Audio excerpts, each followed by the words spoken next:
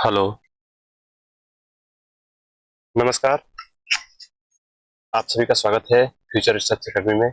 आज हम लोग पढ़ेंगे कक्षा 6 की एससीईआरटी बिहार बोर्ड की पाठ्य पुस्तक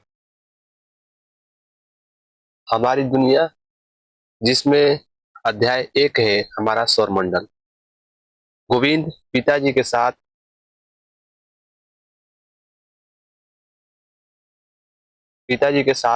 रात में छत पर लेटा हुआ आकाश की ओर देख रहा था। दूर टिमटिमाते तारे उसे अच्छे लग रहे थे। वो पिताजी से पूछ बैठा, पिताजी, तारे टिमटिमाते क्यों हैं? कुछ तारों में कम तो कुछ में ज्यादा चमक क्यों होती है? पिताजी बोले, आसमान में चांद तारों का एक पूरा परिवार होता है। कल हम लोग तारामंडल घूमने चलेंगे, वहीं तुम्हारी समझ में सारी बातें आ जाएगी। अगले दिन गोविंद पिताजी के साथ तारामंडल पहुंचा। उसने प्रवेश द्वार पर ही एक बड़ा सा चित्र देखा। पिताजी ने बताया, यह सूर्य एवं उसके उनके परिवार का चित्र है।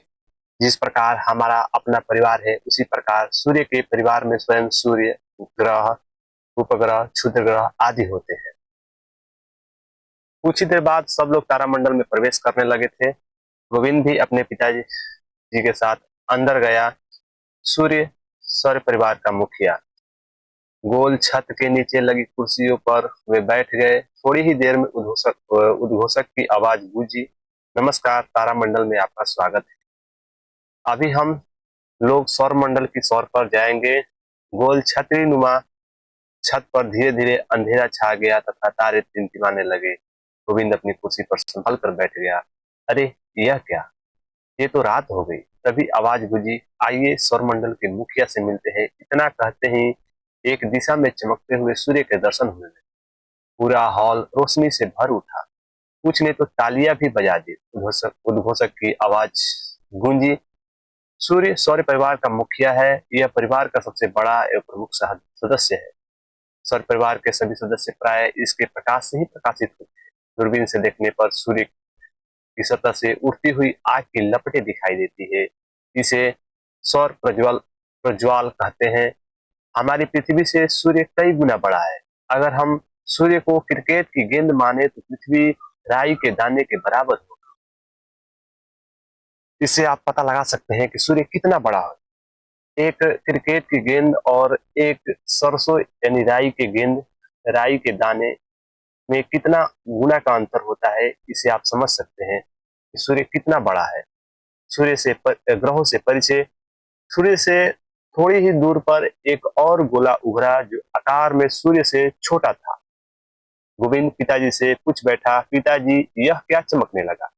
इतने में कुछ और गोले उभरे और सूर्य के चारों ओर चक्कर लगाने लगे। उद्घोषक की आवाज गूंजी, ये 8 गोले सौर परिवार के सदस्य हैं। इन्हें ग्रह कहते हैं। इनमें स्वयं प्रकाश नहीं होता, ये सूर्य के प्रकाश से प्रकाशित होते हैं। एक तीर का चिन्ह बारी बारी से सभी ग्रहों पर जाने लगा। घोषक ने उनका नाम बताया, बुध, शुक्र, पृथ्वी, मंगल, बृहस्पति, शनि, अरुण, वरुण। घोषक ने पुनः बताया कि तीर जिस गोले को दिखा रहा है वह सूर्य के सबसे निकट बुध ग्रह है, इसीलिए उसमें अधिक चमक है। तीर का निशान एक लाल गोले की ओर इशारा करने लगा। उद्घोषक ने बताया, यह मंगल ग्रह है। लाल रंग के होने के कारण इसे लाल ग्रह भी कहते हैं। ये आपका सौरमंडल का एक चित्र है जिसमें सूर्य ग्रहों के मध्य में है क्योंकि यह मुखिया है। उसके बाद शुक्र बुध, शुक्र, पृथ्वी, मंगल और ये क्षुद्र ग्रह का एक बेल्ट होता है उसमें। उसके बाद बृहस्पति, शनि, यहाँ पर अरुण, यूरेनस और नेपच्यून, वरुण। ये सौरमंडल का चित्र 1.1 है। सभी ग्रह एक निश्चित दूरी बनाकर सूर्य के चारों ओर घूम रहे थे। गोविंद के पिता ने कहा, गौर से देखो, 2 ग्रह ऐसे भी हैं जो अन्य ग्रहों के घूमने की दिशा में न घूमकर उल्टी दिशा में घूम रहे हैं। तभी उद्घोषणा हुई, सभी ग्रह सूर्य का चक्कर लगाते हैं। शनि के चारों ओर छल्ले को दिखाकर उन्होंने बताया कि एकमात्र ग्रह है जिसके चारों ओर छल्ले हैं। प्लूटो, जिसकी गणना पहले ग्रह के रूप में होती थी, उसे अब बौना ग्रह की संज्ञा दे दी गई है। आसमान में टिमटिमाते तारे, अचानक छतरी नुमा आकाश का रंग बदला। अब सूर्य और ग्रहों की जगह तारे टिमटिमाने लगे। गोविंद यह देखकर दंग था। तभी आवाज गूंजी, तारों का अपना प्रकाश होता है। क्योंकि ये तारे हमसे काफी दूरी पर है, इसलिए हमें टिमटिमाते हुए नजर आते हैं। अब गोविंद को अपने प्रश्न का उत्तर मिल चुका था। इनमें से कुछ तारे तो सूर्य से भी बड़े हैं। सूर्य भी तो एक तारा ही है, लेकिन ये पृथ्वी से काफी नजदीक प्रतीत होता है, परंतु वास्तव में पृथ्वी से बहुत दूर। इसका प्रकाश हम तक लगभग 8 मिनट में ही पहुंच पहुंच जाता है। सूर्य के बाद सबसे नजदीक के तारे का प्रकाश पृथ्वी तक पहुंचने में लगभग 4 वर्ष लगते हैं। प्रकाश की गति ज्ञात कर पृथ्वी और सूर्य के बीच की दूरी का अनुमान लगाइए कि सूर्य और पृथ्वी के बीच की दूरी कितनी हो सकती है। सूर्य और पृथ्वी के सबसे नजदीक के आकाशीय पिंडों के नाम पता कीजिए। पृथ्वी, हमारा घर। अब गोविंद को तारों का रहस्य समझ में आने लगा था। तभी उद्भासक ने कहा, चलिए अब अपनी धरती पर चले। गोविंद चौंका, अरे हम धरती पर ही तो हैं। छतरीनुमा आसमान पर गोल आकृति उभरने लगी, उसमें रंग बिरंग के धब्बे दिखने लगे। उद्भासक ने बताया, यही है हमारी पृथ्वी, जिस पर हम रहते हैं। यही वह एकमात्र ग्रह है जहाँ जीवन मिलता है, क्योंकि जल एवं जीवन के लिए आवश्यक गैसें मौजूद है। अंतरिक्ष से देखने पर पृथ्वी नीली नजर आती है। ऐसा इसलिए है क्योंकि वायुमंडल में प्रकाश की किरणें प्रवर्तित होती है तथा समुद्र की सतह से नीले रंग का प्रवर्तन सर्वाधिक होता है। क्योंकि पृथ्वी का 71% यानी प्रतिशत भूभाग जल से घिरा है, मात्र 29% स्थल है। अतएव जलीय भाग के अधिक रहने के कारण प्रकाश का प्रवर्तन अधिक होता है, जिससे यह ग्रह नीला दिखाई देता है। उपग्रहों की सौर उद्भासक ने बताया, ग्रहों के अलावा सौर परिवार में उपग्रह भी होते हैं। गोलाकार छत पर सभी ग्रह उभर आए। कुछ ग्रहों के इर्द गिर्द कुछ गोल पिंड घूमते नजर आ रहे हैं। पृथ्वी के चारों ओर भी एक पिंड घूम रहा है। ध्यान से देखिए, एक आवाज गूंजी, यही है चांद। यह पृथ्वी का एकमात्र उपग्रह है। पृथ्वी चंद्रमा पृथ्वी के बहुत नजदीक होने के कारण इतना बड़ा दिखाई देता है। चंद्रमा का प्रकाश पृथ्वी पर लगभग 1.25 सेकेंड में पहुंचता है। चंद्रमा पृथ्वी की एक परिक्रमा 27 दिन 8 घंटे में पूरी करता है। इतने ही समय में वो अपने अक्ष पर भी एक बार घूमता है, यानी घूम जाता है। यही कारण है कि हमें सदैव चंद्रमा का एक ही चेहरा दिखाई देता है। चंद्रमा पर न तो जल है और न ही वायु। यह दिन में बहुत अधिक गर्म और रात में बहुत अधिक ठंडा रहता है। इसका धरातल उबड़ खाबड़ और इस पर मिट्टी भी नहीं।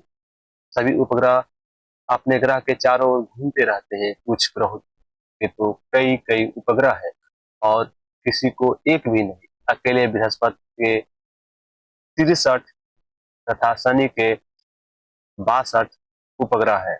बुध और शुक्र का कोई भी उपग्रह नहीं है। शनि ग्रह का टाइटन सबसे बड़ा उपग्रह है। उपग्रहों का भी अपना प्रकाश नहीं होता, ये भी सूर्य के प्रकाश से चमकते हैं। रात में चंद्रमा को ध्यान से देखें। कॉपी पर लिखे कि आपने क्या देखा।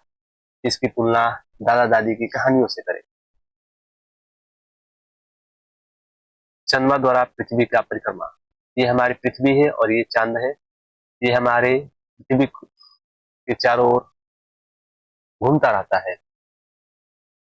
इसी के साथ उद्घोषक ने सभी दर्शकों को तारामंडल पहुंचकर सौर परिवार की वैज्ञानिक जानकारी प्राप्त करने के लिए धन्यवाद दिया और कहा कि सभी खगोलीय घटनाएं वैज्ञानिक दृष्टिकोण से समझना और जानना चाहिए, न कि परंपरागत और अंधविश्वासों से। सो समाप्त हुआ। सभी लोग बाहर निकलने लगे। गोविंद ने उत्साहपूर्वक कहा, आज मैंने नई नई बातें सीखी।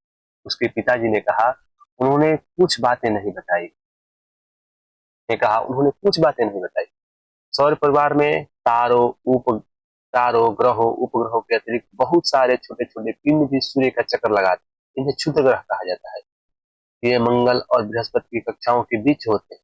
खगोलविदों का मानना है कि ये ग्रह के ही टूटे हुए भाग हैं जो आकाश में इधर उधर घूमते रहते हैं। सबसे बड़ा क्षुद्र ग्रह सिरस है। ग्रहों की परिक्रमा अवधि एवं उपग्रहों की संख्या का विवरण। बुध के जो घूर्णन समय है अपने अक्ष पर 58.6 दिन लगता है और परिभ्रमण सूर्य के चारों ओर 87.97 दिन में पूरा करता है। उपग्रहों की संख्या इसकी एक भी नहीं है। शुक्र का भी कोई उपग्रह नहीं है। ये 243 दिनों में अपने अक्ष पर घूर्णन करता है और 224.7 दिन में सूर्य के चारों ओर चक्कर लगाता है। पृथ्वी 23.9 घंटा एक दिन में अपने अक्ष पर घूमती है और 365.3 दिन में सूर्य के चारों ओर चक्कर लगाती है। मंगल 24.6 घंटा में अपने अक्ष पर घूमता है और सूर्य के चारों ओर 687 दिन में अपना पूरा चक्कर लगाता है। इसके दो उपग्रह है।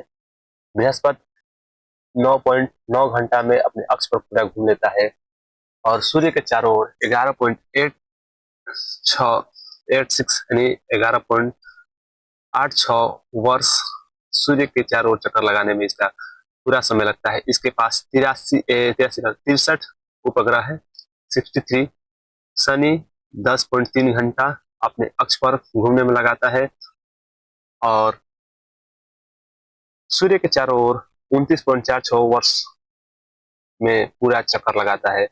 इसके कुल 62 यानी 62 उपग्रह है। यूरेनस 16.2 घंटा अपने अक्ष पर घूमता है और सूर्य के चारों ओर 84.01 वर्ष में पूरा करता है। 84.01 वर्ष टोटल ये समय लगाएगा सूर्य के चारों ओर चक्कर लगाने में। इसके कुल 27 उपग्रहों की संख्या है। वरुण नेपच्यून 18.5 घंटा में अपने अक्ष पर पूर्णतः घूमता है, घूम जाता है और सूर्य के चारों ओर घूमने के लिए इसको 164.80 यानी 80 वर्ष का समय लगता है और उपग्रहों की कुल संख्या इसकी 13 है। नोट: हाल के अनुसंधान खोजों के उपरांत प्लूटो को ग्रहों की सूची से निकाल दिया गया है। कभी कभी आकाश से टूटकर गिरते हुए तारे दिखाई देते हैं। ये तारे नहीं होते हैं बल्कि ये पत्थर के छोटे छोटे टुकड़े होते हैं जो सूर्य के चारों ओर चक्कर लगाने वाले पिंडों से टूटकर गिरते हैं। इन्हें उल्का पिंड कहा जाता है। टूटकर गिरने की प्रक्रिया में वायु के साथ घर्षण के कारण ये गर्म होकर जल जाते हैं जिससे प्रकाश उत्पन्न होता है। कई बार उल्का पूरी तरह जले बिना पृथ्वी पर गिर जाते हैं जिससे धरातल पर गड्ढे बन जाते हैं। ये हमारी आकाशगंगा है जो काफी चमकीला दिखाई दे रही है। चित्र 1.3 में आकाशगंगा तारों की नदी। इसके अलावा ब्रह्मांड में अनेक आकाशगंगा भी है। गोविंद ने पूछा, ये आकाशगंगा क्या है पिताजी? खुले आकाश में कहीं कहीं रास्ते की तरह दूर तक असंख्य तारों की फैली चौड़ी सफेद चमकदार पट्टी होती है। इसकी कल्पना आकाश में प्रकाश की एक बहती नदी की तरह की गई है। इसे ही आकाशगंगा कहते हैं। सप्तवर्ष तारों का समूह। गोविंद, जब रात में तुम देखोगे तो उत्तर दिशा में 7 तारों का एक समूह नजर आएगा जिसे सप्तर्षि के नाम से जाना जाता है। भारतीय विद्वानों ने इसका नामकरण ऋषियों के नाम पर किया जो इस प्रकार है: ऋतु, पुलह, पुलत्स्य, अत्रि, वशिष्ठ, अंगिरा एवं मरीच। यूनानी ग्रंथों में इसे alpha, beta, gamma, delta, epsilon, एटा एवं जेटा कहा जाता है। ऋतु एवं पुलह को मिटाने वाली रेखा उत्तर दिशा का सूचक है। ये एक चित्र दिया गया है 1.4 सप्तर्षि तारों का समूह यानी ध्रुव तारा और सांकेतिक तारे जिस रेखा में होते हैं यानी ऋतु और पुलह को मिलाने वाली रेखा उत्तर दिशा का सूचक होती है। यानी एक ऋतु है तो एक पुलह है, यानी इसे सांकेतिक तारा कहा जाता है जो उत्तर दिशा को यानी ध्रुव तारे को इंगित करता है। ध्रुव तारा यह एक स्थिर तारा है। ये उत्तरी गोलार्ध में पृथ्वी के उत्तरी अक्ष पर अवस्थित है। विषुवत रेखा पर किसी भी स्थान से देखने पर ध्रुव तारा क्षितिज पर दिखाई पड़ता है, परंतु ज्यों ज्यों हम ध्रुव की ओर बढ़ते हैं क्षितिज से उसकी ऊंचाई बढ़ने लगती है। क्षितिज से ध्रुव तारे की ऊंचाई जितनी डिग्री होगी उस स्थान का अक्षांश भी उतना ही डिग्री होगा। यह हमेशा उत्तरी दिशा में दिखता है। इसीलिए प्राचीन काल से ही नाविकों को समुद्र में उत्तर दिशा का ज्ञान करवाता रहा है। तारों के कई विशेष समूह हैं। जब पृथ्वी सूर्य की परिक्रमा करती है तो सूर्य विभिन्न तारा समूहों के बीच नजर आता है। ऐसे समूहों की संख्या 12 है। इन्हें हम राशि भी कहते हैं। इन राशियों में जो तारे हैं वे किसी न किसी आकृति के नजर आते हैं। उन्हीं आकृतियों के नाम पर इन राशियों के नाम दिए गए हैं। ये नाम है मेष, वृष, मिथुन, कर्क, सिंह, कन्या, तुला, वृश्चिक, धनु, मकर, कुंभ और मीन। पृथ्वी के चारों ओर विभिन्न तारों का समुदाय है जिनकी संख्या 27 है। चांद को पृथ्वी की परिक्रमा करने के दौरान किसी न किसी तारों के इन समूहों के सामने से गुजरना पड़ता है। इन तारों के समूह को नक्षत्र कहते हैं। ये नक्षत्र इस प्रकार है: अश्विनी, भरणी, कृतिका, रोहिणी, मृगशिरा, आद्रा, पुनर्वसु, पुष्य, अश्लेषा, मघा, पूर्वा फाल्गुनी, उत्तरा फाल्गुनी, हस्त, हत्या, चित्रा, स्वाता, विशाखा, अनुराधा, ज्येष्ठ, मूल, पूर्वाषाढ़ा, उत्तराषाढ़, श्रवण, घनिष्ठ, शतभिषा, पूर्व भाद्रपद, भाद्रपद, उत्तरा भाद्रपद एवं रेवती।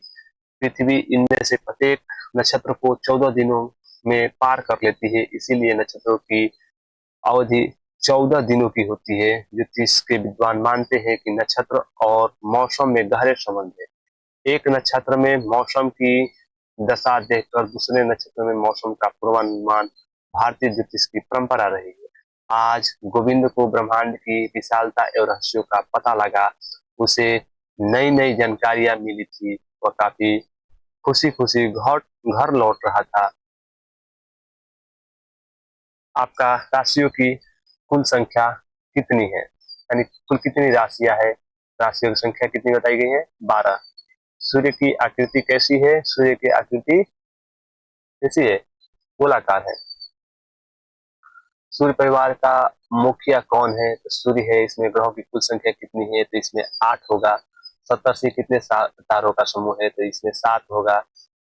इसी प्रकार इसे आप घर पर कीजिएगा, खाली जगहों को भरना है। आप इस पाठ को पढ़ेंगे तो आप आसानी से भर सकते हैं। सूर्य से दूरी के अनुसार विभिन्न ग्रहों के नाम लिखना है। सूर्य के बाद कौन सा है? बुध, शुक्र, पृथ्वी। ऐसे आप ग्रहों के नाम लिखकर आप नाम लिखने का कोशिश कीजिएगा। सूर्य से सबसे नजदीक का ग्रह का नाम क्या है? आप पता कीजिए कि सूर्य का सबसे नजदीक का ग्रह कौन सा है और सूर्यमंडल का सबसे बड़ा ग्रह कौन सा है, यानी सबसे बड़ा ग्रह कौन सा है, इसको भी आप पता कीजिएगा। इस पाठ को पढ़े होंगे या सुने होंगे तो आप आसानी से बता सकते हैं सूर्य के निकटवर्ती ग्रह कौन से है, इस पृथ्वी के निकटवर्ती ग्रह कौन सा है, पृथ्वी के पास कौन सा ग्रह पाया जाता है। ऐसे ही ये प्रश्न दिए गए हैं, इसको आप आसानी से कर पाएंगे, पाठ को समझे होंगे। मैं ऐसा करता हूँ आप लोग इस पाठ को अपने से एक बार जरूर पढ़िएगा और मैं जो भी बताया हूँ उसे आप समझ पाए होंगे, और यदि नहीं समझ पाए होंगे तो दोबारा देख लीजिएगा और फिर भी आप लोग कमेंट करेंगे कि नहीं सर फिर से इसे बताइए। मैं आप सभी को फिर से ये पाठ दोबारा पढ़कर बताऊंगा कि इसमें क्या कहा गया है और किन किन बातों का इसमें उल्लेख किया गया है।